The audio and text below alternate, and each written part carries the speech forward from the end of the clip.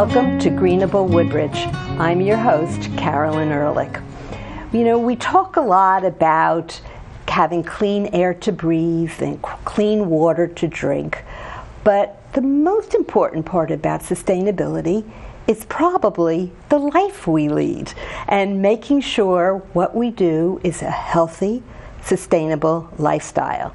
And in Woodbridge, we have a whole department.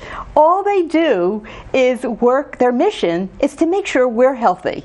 And that is our Department of Health, led by Dennis Green, but the chief health official is with us today, PhilBujalski. Good to be here. And with all of the things that you work on, and we could talk for 4 hours about all the things the department has, Phil wanted to share with us something that I know hardly anything about, so I assume the viewing audience has a lot to learn.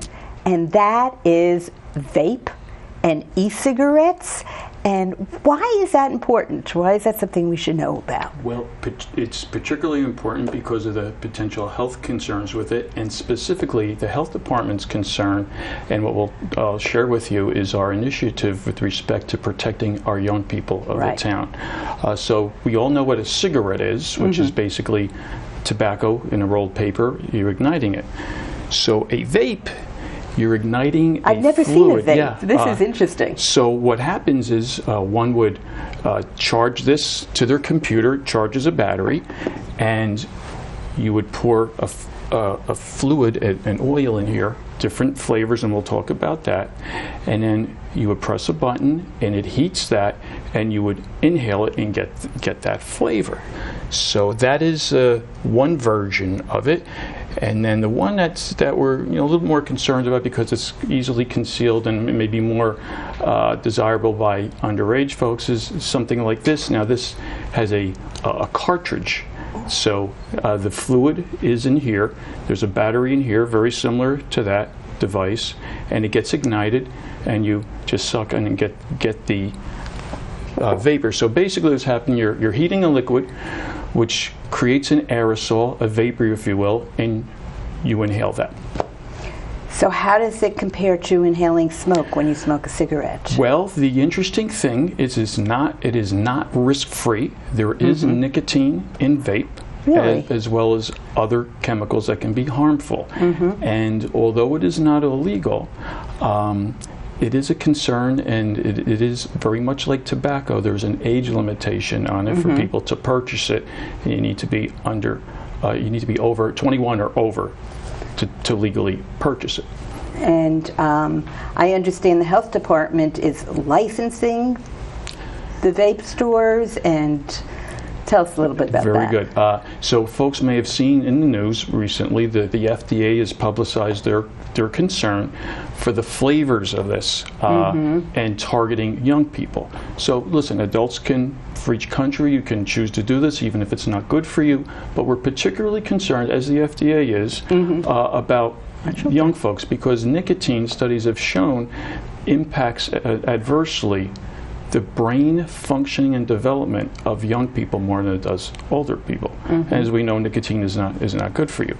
But what's interesting, and this is the this is what FDA expressed, the flavoring. Here's a couple of samples: cool berry melon, blueberry cream. Sounds like candy. Thank you. We're like an ice cream store with 31 flavors, fruit smash, and so on and so forth. So what occurred was at the end of 2017,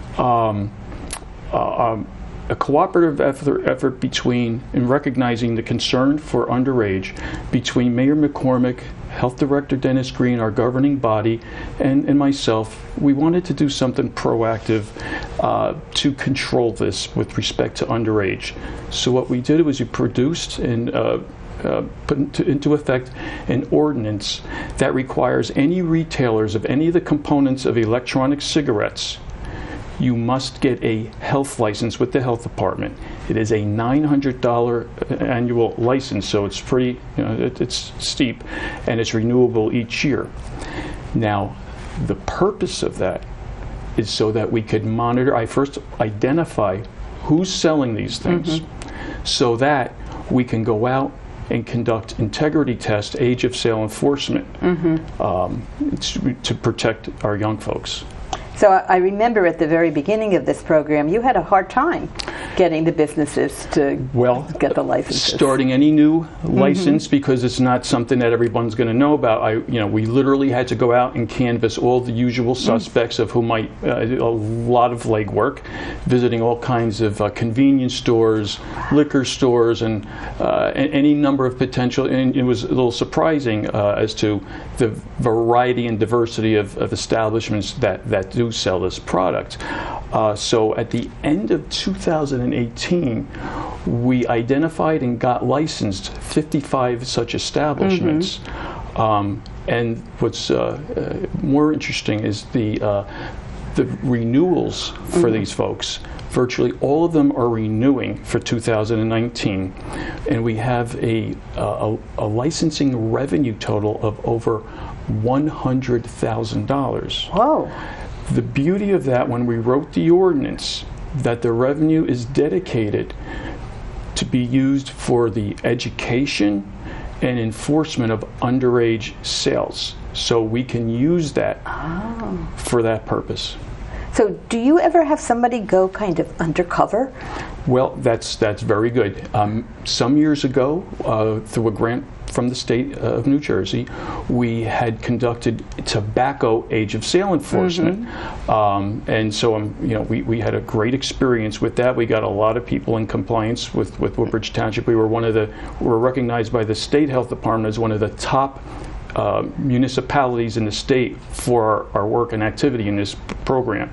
So now, with the advent of this new product, what we're going to do now is we're going to go out, and it will involve us under the guidance of a licensed inspector like myself, or Mr. Ravino, who's going to be coming on the program shortly to talk again about protecting our youth in a different format.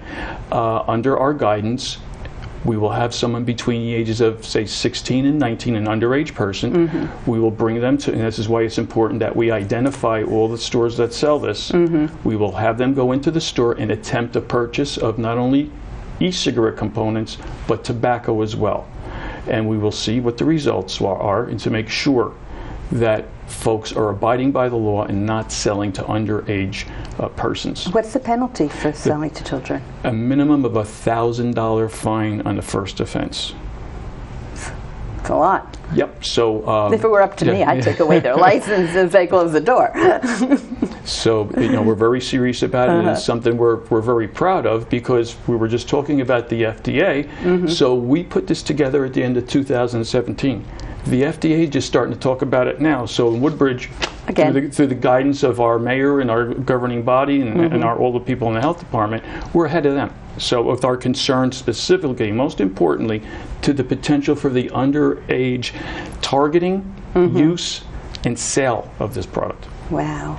Now, do you find, because of this, or maybe not at all, any correlation at all, do you find the tobacco use is going down, or are young people using less tobacco, or it's still what it's always been? We don't know what the statistics are on this. What is interesting is it was thought of originally by probably the manufacturers that it's going to reduce tobacco smoking. It's going to be a means of getting off of tobacco. Studies have shown at this point there is no evidence to suggest or to confirm that vaping is an effective means to wean you off of tobacco. Very interesting. So in a sense, if people try that to get off of tobacco, they might just be adding another addiction into their life. Thank you. And that is the concern. And moreover, our concern with the health department is that we're going to attract with these flavors underage people who would never have smoked tobacco, a cigarette or a cigar or chewing tobacco, right, which are all bad enough.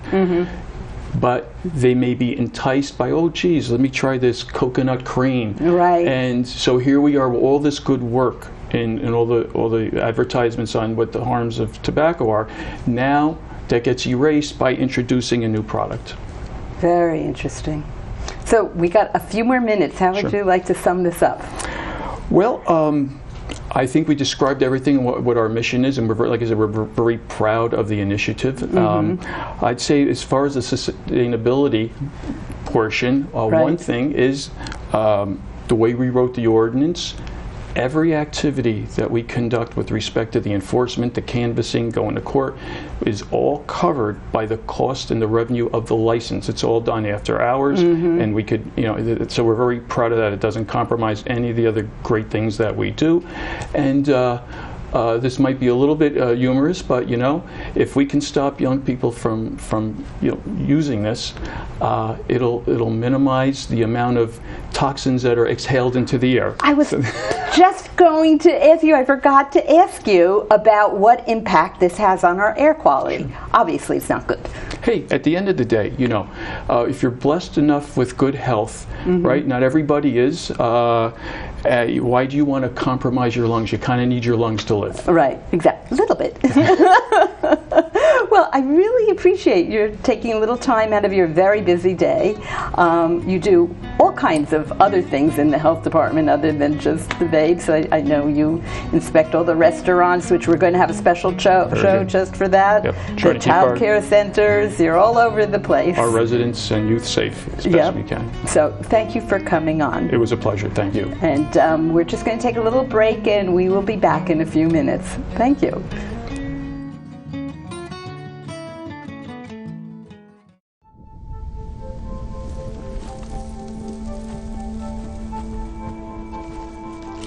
Eva Marie smoked 12,000 packs of cigarettes over 15 years. She quit, and now there's a new lung cancer screening that could save her life. You stopped smoking. Now start screening. No matter how much you smoked, early detection could save you. Talk to your doctor or learn more at savedbythescan.org. Welcome back to Greenable Woodbridge. Our guest now is AnthonyRavino, the newest member of the health department, and welcome on board. Thank you so much. You're very brave to come on TV. First time on TV. Yep. But you have a great topic to talk about, sure do. because this is so important. And the topic is lead. And lead poisoning in children. Lead poisoning in children, and people are talking about that more and more. It's all in the newspapers. Tell us a little bit about the issue. Well, you know what? Lead poisoning is not necessarily a new thing. It's not like this just overnight they did studies and said, oh yeah, lead poisoning is a problem now. That's old news. And actually there's data showing back from even as far as the Roman Empire that people were lead poisoned. So it's there and we know the effects. Lead is actually an element on the periodic table, and it's a bluish metal. It's very heavy. You know how when you go to the dentist office, they put that jacket over you? That's actually made of lead because it's protecting your body from X-rays. So it's one of the few metals that can actually do that. So anyway, though, it's good at being a binding agent. It's malleable, and it actually melts down very easily. So the reason why I'm saying this is it's meant for industry purposes. They still use it in cars, batteries, bridges, all that kind of stuff. Anyway, why do I bring that up? It was actually brought to the attention back in the 1970s that it's been in consumer goods, such as paint. Paint's the biggest one that we know of. Gasoline. It was in leaded. Gasoline that was leaded was better at burning. It was more fuel efficient. It was just good for the car, but it wasn't good for health people, and the environment. Very bad for the air. Actually, we're still seeing the effects in the soil all across the nation. Anyway, the point is, these consumer goods were found to be exposing people to lead, and that leads to lead poisoning. Now, for me or you, our brains are developed. It's not that big of a deal. However, lead is actually a neurotoxin, and once it gets into the body of a child, it causes very, very permanent and very bad effects. Well, what does that mean? At a low level, it messes with children in the sense that, okay, take a little boy, for instance, under 6 years old. He'll have problems in class. He'll be aggressive, behavioral issues. And the studies have shown that these boys actually have a higher rate of being troublemakers in adulthood. For females, they don't pay attention in class very well. Now that is a low level of lead poisoning. At the higher level, it can cause what's the word for it? Nervous system issues, brain damage. Some kids have actually even gone blind, stopped breathing. Oh, really? They die, well, yeah, because it's poisoning your nervous system, and the nervous system controls your brain and how you breathe and everything that works in your body. So the point is that these kids can actually die if their poisoning is bad enough. So yeah, I mean that's there have to be big quantities of lead to make that happen. Yeah, so No. So the idea is that it's measured in micrograms per deciliter. So without using too much science jargon, that's a really, really small amount. And lead is measured in that unit. So the point is that right now the lead level that's deemed hazardous at the state level is 5 micrograms per deciliter. That's when they've seen that children who have this level or higher are starting to be affected. And at that low level, like I said before, problems in school, for instance. So, that is incredible. Yeah, it really is. But then, you know, if you actually have close to 40, 35, 50, you actually have to get hospitalized, and they have to forcefully remove that lead from your body. Because lead poisoning, once it's in your body, it doesn't go anywhere. It actually goes into your bones, and it becomes part of your bones. So it's not going anywhere. Once it's in, they have to forcefully take it out. So that's scary. Yeah, it is so we scary, have to do everything we can to get lead out of our environment and where children are. Yeah, but I mean, I can't. I'm not a professional as far as at least in the environment, but I could speak a lot because I do it almost every day as far as it being in consumer goods and how children are being exposed to it. So, for instance, when I go out in the field, I'm actually doing childhood lead inspections along with the nursing division. They couldn't be here today. Obviously, it's a smaller set, but the nursing division, they go out. They're the leaders on this, and they actually formulate all the. They find out the information as much as they can, and they're also the case managers. I'm the one who goes into these people's houses once we find out that the child's lead poisoned, and I go in and try to find the sources. Now, back in the day, a lot of those cases were lead-based paint. The paint chipping off the walls, the house is old, it's creating lead dust, kids are eating paint. That's not really the case in Woodbridge. In places like Newark or Camden, different story. They're still facing that issue on a very, very high level. But for us, though, it's mostly, I guess you could say,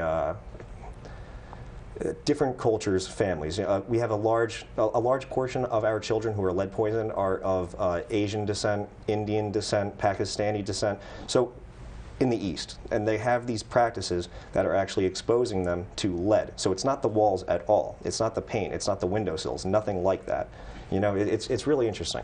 What will end up happening is that these children will be exposed to, for instance, I'll use an example such as Sindor. Sindor is a little, I don't know the proper way to describe it, but it's like a paint or a powder that gets put on the faces, on the forehead of those families that, you know, they get when they do their church functions, I guess you could say, their religious ceremonies.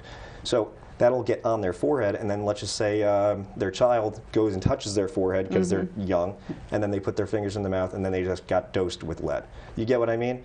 Spices are a common source. Spices? Yeah, spices, yeah. I couldn't bring a sample today, but we also have something called Ayurvedics. That's I don't know the exact definition of that word, but it's technically homeopathic medicine, folk medicine. And as I said before, lead is a really good binding agent, right? It keeps things together. So it's used in those things overseas because they don't care so much over there. They don't care about the lead being in those medicines, as I say. They get shipped over here because customs can't end up going through every single batch. They're not going to sit there with a meter and measure every single thing. And it's getting into the families' homes, and then they're taking it because they think it has medicinal benefits, and they're poisoning their kids. And you know, Do they add it to the food when they cook? There have been cases of that Sindor stuff actually getting added into food, even though it's not meant for that. And then that's actually one kid when I was in college, they showed us a case study on that, and the kid went blind because he was dosed heavily with lead that was in Sindor. So, yeah. Yeah, that's scary. You know, it really is. Yeah, exactly. But anyway, it's a good thing what we do. Me and the nursing division, we work really hard every single day to make sure that we try. It doesn't happen overnight to get this lead out of the kids' bodies. And it's nice seeing a kid who might have a little bit of a behavioral issue, and then he comes back and you can see he's better now. You know, it's a nice feeling. That is refreshing. Yeah, it really is, because, you know, and the best part is I'm getting paid to do it, too. Yeah, so that's a wonderful part. Yeah. So another interesting thing is that back in 2017, the state decided that the level that was permissible was not good enough. So at the federal level, I think it's 20 micrograms per deciliter. New Jersey was 10. Now we moved it down to 5 because our research has shown that, not the Woodbridge Health Department, but the state, it's shown that it's not good enough. Kids are still getting detrimental effects even between 5 and 10. So they lowered it to 5. So now that means in 2017, my predecessor, Vince, he had 12 cases for the entire year. I have 44. So for 2018, I had 44 cases where I had to go into someone's home and actually figure out what the source. And like I said before, none of them, not none, but only 3 of them were lead-based paint. That is interesting. I know, it really is. So how do you get these cases? Well, so what happens is that it's mandated that a physician has to test the children, I think at 6 months and 1 year, don't quote me on that, but they need to get tested by blood when they're young. If you pass that test, no problem. If you don't, it gets sent to the local health department. Oh. Exactly. So it's all standardized. It's all exactly. We follow up. We go into the home and we do our investigation. But like I said, most cases are not lead-based paint. If I was in Newark or Camden with the really old houses that aren't kept up too well, they have a very active lead-based paint program.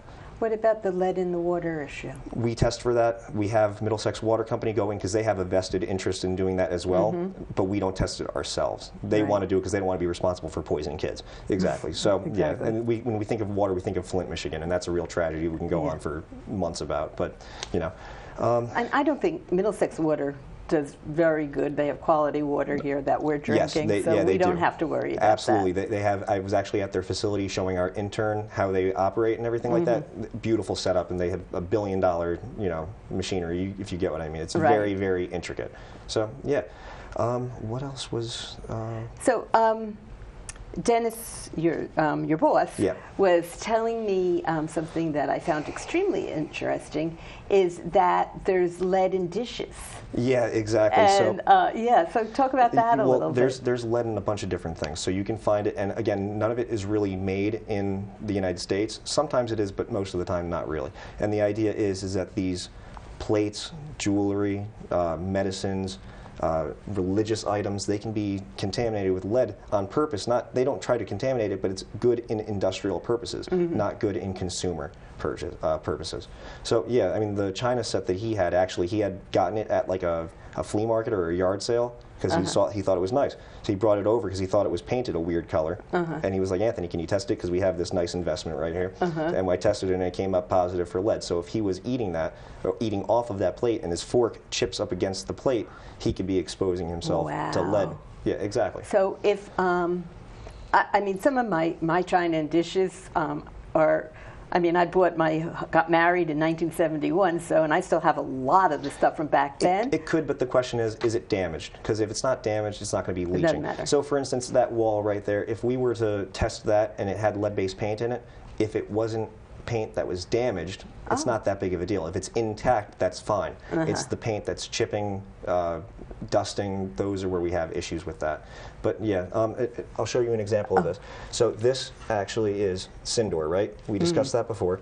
And then this meter is a very, very intricate, complex piece of machinery. And it's rugged too. They actually use this exact meter for mining purposes because there's federal regulations as well.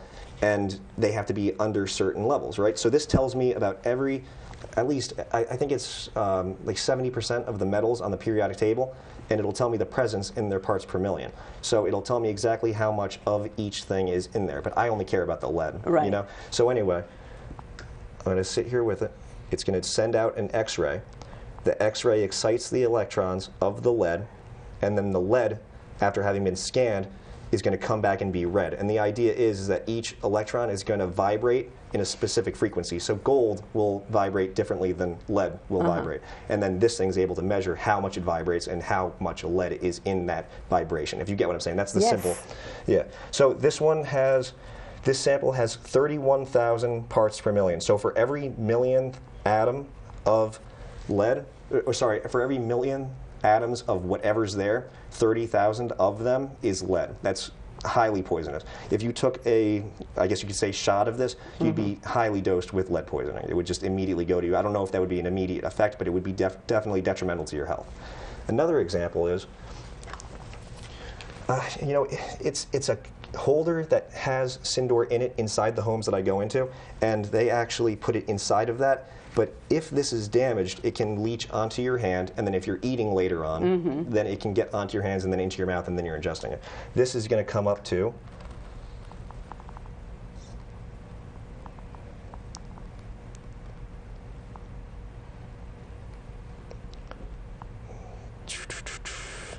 145,000 parts per million.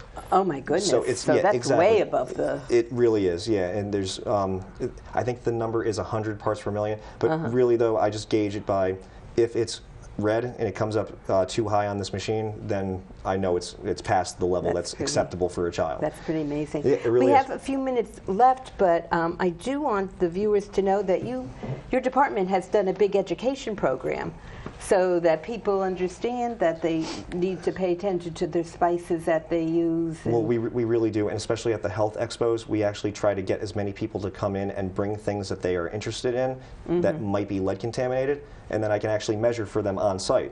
So I'm doing an active service for the people who come in, and I'm educating them in the field. You know, when they want to know if something has lead in it, then they just end up throwing it out once they find out that it does have lead in it. It's a really nice thing.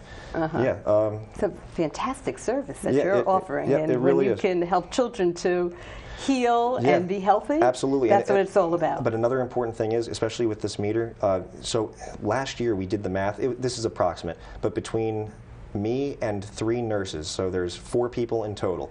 We spent 1,400 man-hours alone on lead investigations. That's phone calls, home visits, paperwork, just everything. We spent 1,400 hours collectively on that. It really is. And the point is that, you know, when I was petitioning to Dennis, we really need this machinery.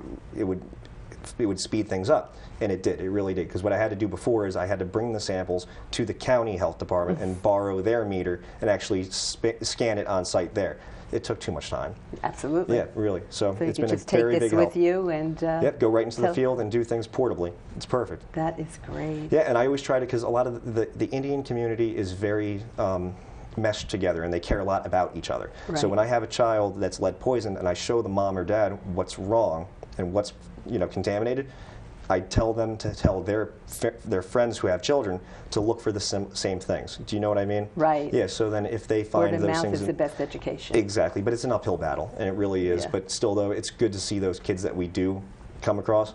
We see them get better. It's really nice. That is rewarding. Yeah. And thank you. You know, we probably could talk about this for another 15 minutes. I really could. Yeah. But I appreciate all the work that you do. Yeah, and thank you. We're lucky that we got you here in I Woodbridge. appreciate that. Yeah. So thank you. It's been a good year and a half so far. Terrific. Hopefully many more.